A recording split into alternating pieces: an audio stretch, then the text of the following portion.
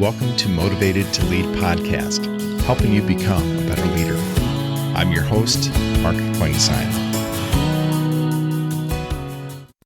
Hi, everyone. Thanks again for joining us for our podcast again this week. My name is Mark Klingsheim with SEMA Partners. Each week, we interview leaders and they share lessons learned from their careers. Our goal is to help you become a better leader. This week, we're happy to have join us Brennan Marilla. Brennan is the Chief Commercial and Operating Officer for a fast-growing disruptive company in the orthopedic space called Ossio. He has a 30-year career experience in working in the medtech industry and helping drive growth. He's got some great lessons that he's learned in his career, and he's going to share just some of his insights today. Looking forward to today's conversation with Brennan. I guess first off, Brennan, for our audience, can you give us just a little bit of your background, a little bit of your career story? Yeah, I've worked, so I've been in medtech for over 30 years. I can't believe I'm actually that old. But I might look like it, but I don't feel like it. So I've worked for big and small companies. I worked for public and private companies. I actually got my start out of college with Gallo Wine. So I did consumer, I did pharma for a couple of years, and those were kind of my entrances into medical device sales, which is where I started my career. And that was at AngioDynamics. At the time, AngioDynamics was a $2 million company, a little startup, about 10 sales reps. Of course, now it's a major publicly traded company, and they've done a great job. So I started my career there in sales and sales management. I then went to Medtronic. I spent most of my career at Medtronic. I was there for 12 years. I was very fortunate to be in the endovascular aneurysm repair space, where we launched a life-saving new therapy, a very disruptive technology, and that was a really rewarding experience. I would say that's probably where my career really it took off in terms of a trajectory. I was given an opportunity to move from sales and sales management into a marketing role as a developmental opportunity. And I moved my family across the country from North Carolina to California, and I did a marketing rotation as a product manager. And then eventually, a couple of years later, found myself as the head of marketing, which I really enjoyed. And then I was the VP of US sales for 5 years for that business. So I kind of went back and forth from sales and marketing, and was able to really enjoy that experience. After Medtronic, I was recruited to Covidien when Covidien was building out a vascular sector, and was recruited there. And I had a number of roles there, including general manager of their endovascular, arterial, and venous businesses. After Covidien, I did a little bit of a turnaround opportunity called Surgical Specialties Corporation. They had just brought in a new leadership team and a couple of new board members, and I was the chief commercial officer. And our mission was to get the company growing again, increase profitability, and to sell the company. And we were able to do that. And after about 2 years, we sold the company and had a nice exit for our shareholders. And that company has now been rebranded Corza Medical. And they're really doing some great things over there. That gave me an opportunity to really go and do a true startup in a leadership role. And so I joined Ossio 6 years ago. And Ossio is a U.S.-Israeli orthopedic fixation implant startup. We make strong and biointegrative implants that turn into bones. So we take implants made out of minerals.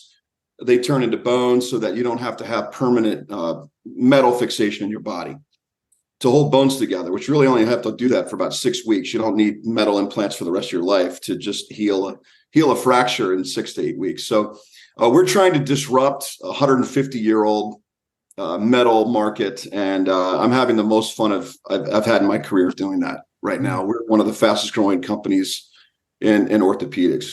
So I love working. I've had a really great career.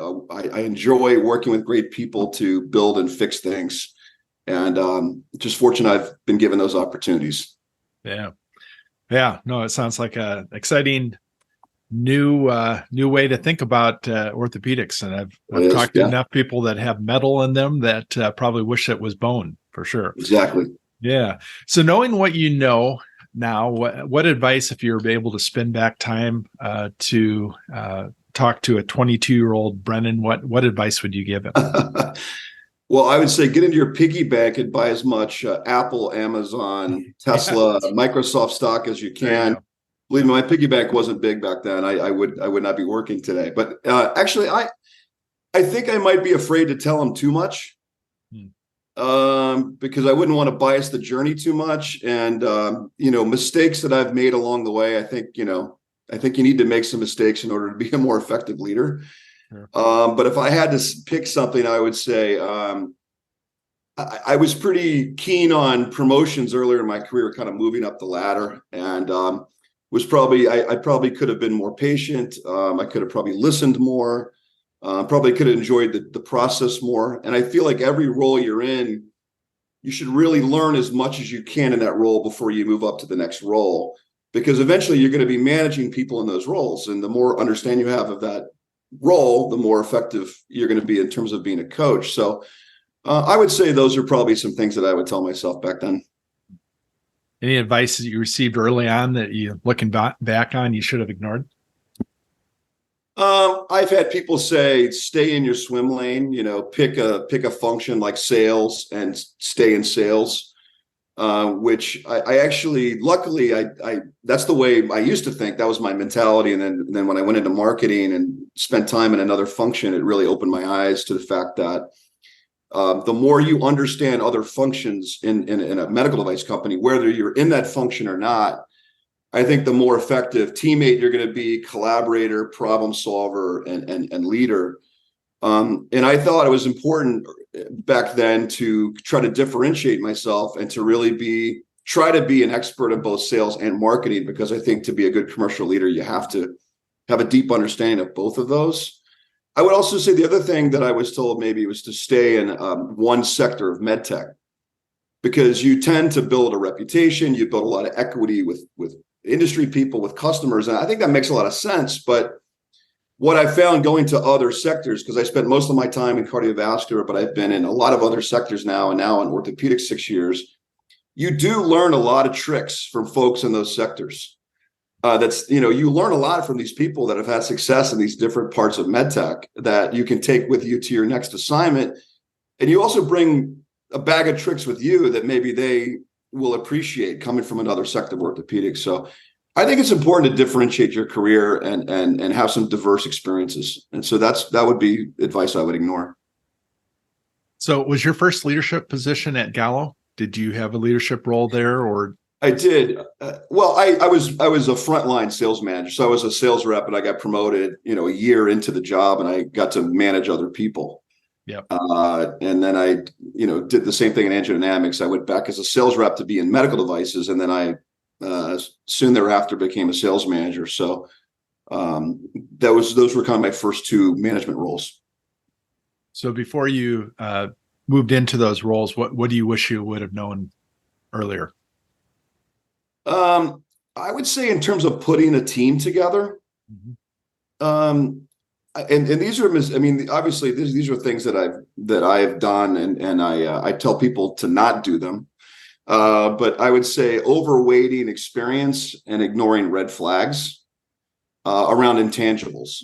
Putting too much emphasis on whether or not someone had interventional radiology experience or orthopedic experience versus tone, attitude, communication skills, EQ, passion, things like that. I think it's easier to train someone on a therapy or a market than train someone on how to be a great leader or how to be a great salesperson. I would say the other thing about building a leadership team is, you got to hire people that complement you. And you need to hire people that are willing to tell you when you're wrong or have a better idea.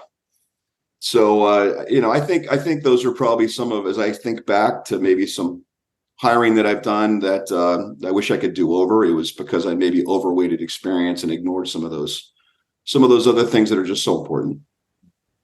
So moving from a large company like a Medtronic right. to a startup organization, what are some things that you've that were the biggest adjustments for you, or that you, again, making that change? What have you learned?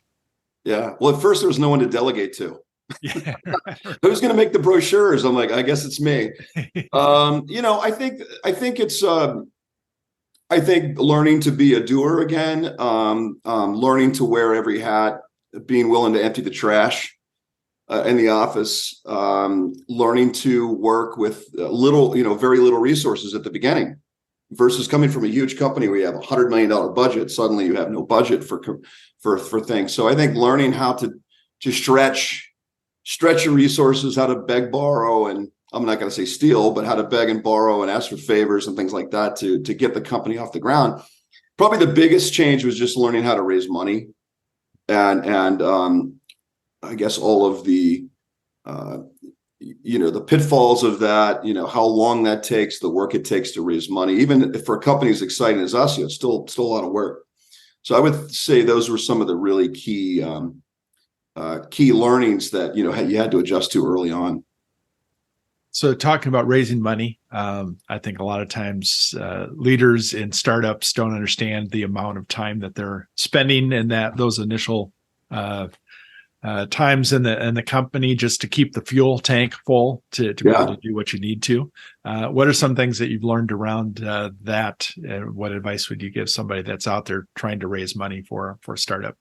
I would say if you have the luxury, choose your investors like you would choose your spouse. They're really important, and they can really help you become very successful if you have the right investment team and the right board around you.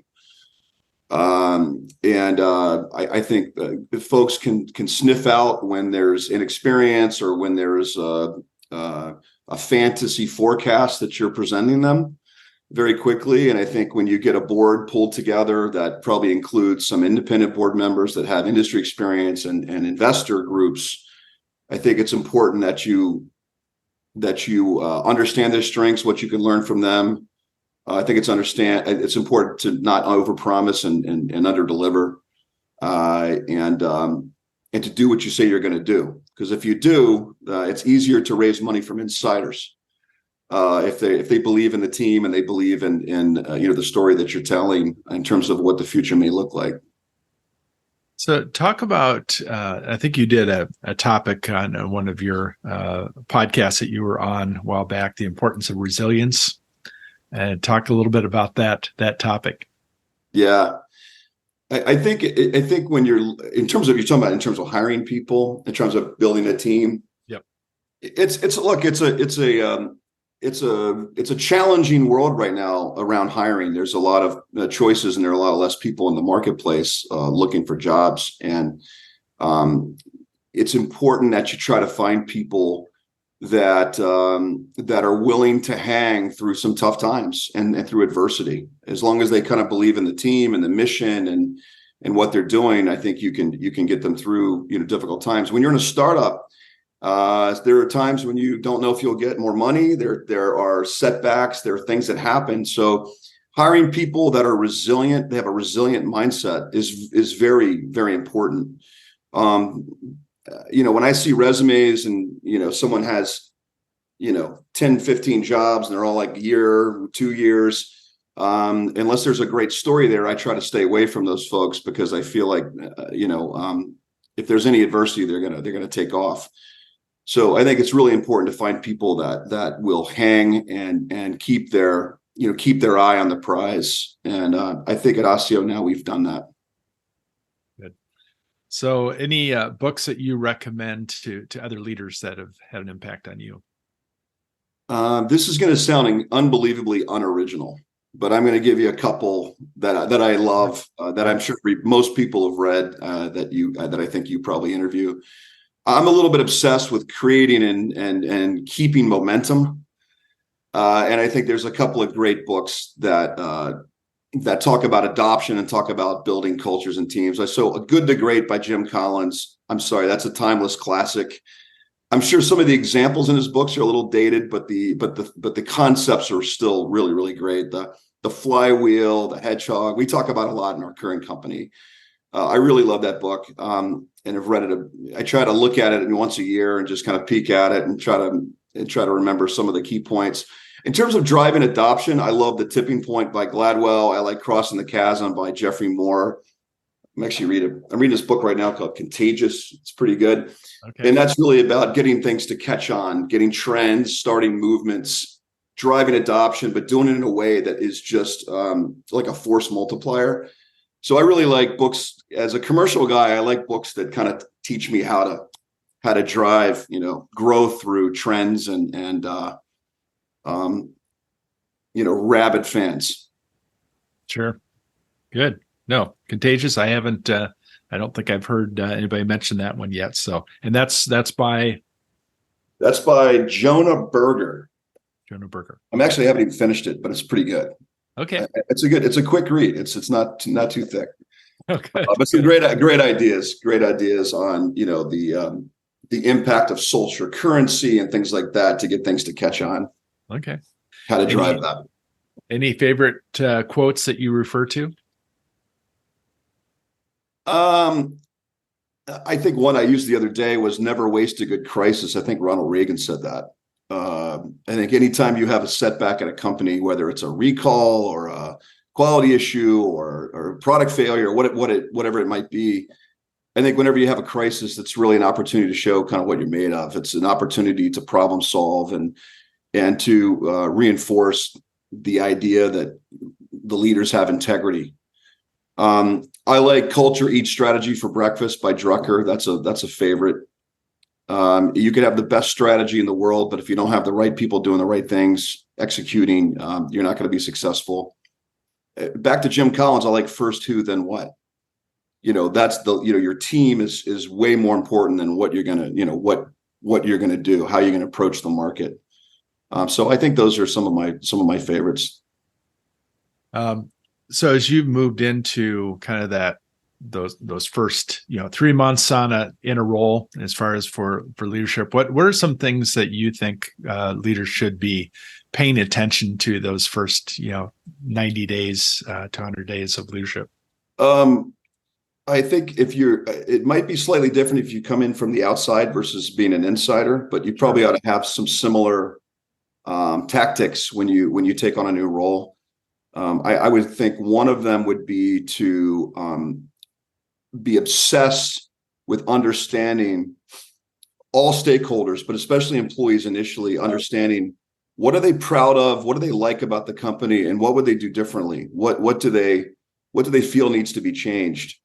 And really kind of going on a very rapid listening tour where you're talking to as many key stakeholders in the company as you can to really get a good feel for what is the mood, what are the things holding us back, what are the things people are excited about, so you can play to your strengths and you can begin trying to get some quick wins on fixing some of the things that are barriers or some of the things that maybe are culturally not ideal or structurally not ideal, whatever those things might be. I think it's so important to get in, show people you're listening, come up, get some quick wins, get a few good solutions out there, and then build on that, build on your momentum as you go forward in trying to transform a business, or maybe it doesn't need to be transformed. Maybe it just needs to be incrementally better, whatever that might be. No, that's great. So outside of work, what do you like to do to recharge? Well, we're in Florida, so I do a lot of fishing in the Gulf now. So I'm learning how to be a deep sea fisherman, I guess. So when it's been as hot as it has this summer, we've been fortunate to catch some nice grouper and snapper and wahoo. So I'm learning to fish. So that's been a lot of fun. Otherwise, just being outside and being in nature is kind of how I decompress. Okay. Very cool. So what's the biggest thing you've caught in the ocean so far? Oh, geez. It's probably the wahoo, but I think I caught a grouper that probably weighed almost as much as the wahoo. Okay. I'm still working on my first tuna in the Gulf. I haven't caught that yet. But the fishing's fantastic here. Yeah, very cool. So parting advice that you would give to a new leader? I would say for a leader to really motivate their employees beyond the typical ways you motivate an employee and to inspire them is to not underestimate the power of purpose. I think a lot of people right now are really hungry for meaningful work. I hear it all the time. It seems like it's always been important, but it seems like it's becoming more important these days.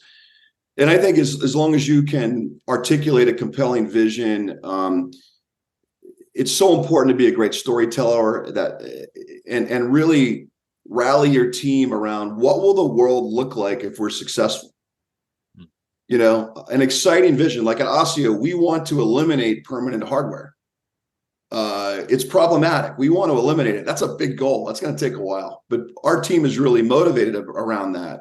What will the world look like if we're successful? What does it mean for industry? What does it mean for doctors, patients? What does it mean for your resume? What does it mean for your financial situation? I think the more stories you can tell, the more you can paint a picture of a compelling vision and what the world will look like when you're successful as a team. I think you'll get incredibly motivated and fired up employees like we do here. Well, this has been a lot of fun. Definitely wish you success with the company and all that you're doing. And how would somebody learn more about Ossio? Thank you for asking. Go to ossio.io, ossio.io, our website. We just actually updated our website, so I'd love for you to go take a look at it if you're interested. But we have a really compelling technology, and it's just a pleasure to be a part of it. Well, wish you continued success in all you're doing, and appreciate you taking time out to talk to us. Thank you, Mark. I appreciate it. Take care. Thank you for listening to the Motivated to Lead podcast. Please subscribe on iTunes. You can also see a video version of this interview at motivatedtolead.com. This podcast is brought to you by SEMA Partners, helping you find your next great leader.